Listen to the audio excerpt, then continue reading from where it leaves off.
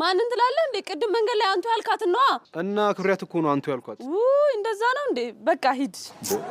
ይሄን ነው የምትሄደው? ቁጭ በላተ። ይሄን ነው የምትሄደው? አንተ ቁጭ በል። ምንድን ነው የሚቀዠቀዠው? አንቺ ምን እያረግሽ ነው እንዴ? እያገዝኳችሁ ነው።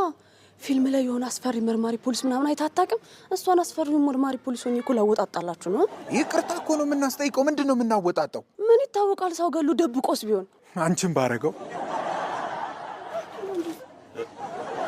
ስማ፣ የነካኸው የቤታችንን ምሰሶ ነው።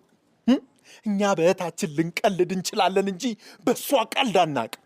ከገባህ ማለት ነው። አሁን እዚህ ላይ የተጻፈውን በቃልህ ይዘህ እንደ ራስ አድርገህ ይቅርታ ትጠይቃታለህ። እንካ በደንብ አንብበው። አይነበብም። ከዚህ በላይ ምን ይሁንልህ? በደንብ አንብበው። በእጅ የተጻፈ የለም እና በእጅ አይደል እንደተጻፈው? ይህን እኮ ነው እኮ። ምንድን ነው ይሄ? እውነቱን እኮ ነው። አይነበብም። የእናንተ አለማንበብ ችግር የትምህርት ቤታችሁ እንጂ የእኔ ችግር አይደለም። እሺ፣ ጭራሽ ደግሞ ስለ ትምህርት ቤት አፍህን ሞልተህ ትናገራለህ። ለነገሩ የኔ ነው ጥፋቱ። ደካማ ጎንህ መሆኑን እያወቅኩኝ ኃላፊነት መስጠት። ኧረ በእናታችሁ እናንተ ወደ ልጁ እንመለስ። አንተ ሬሳውን የት ነው ያረከው?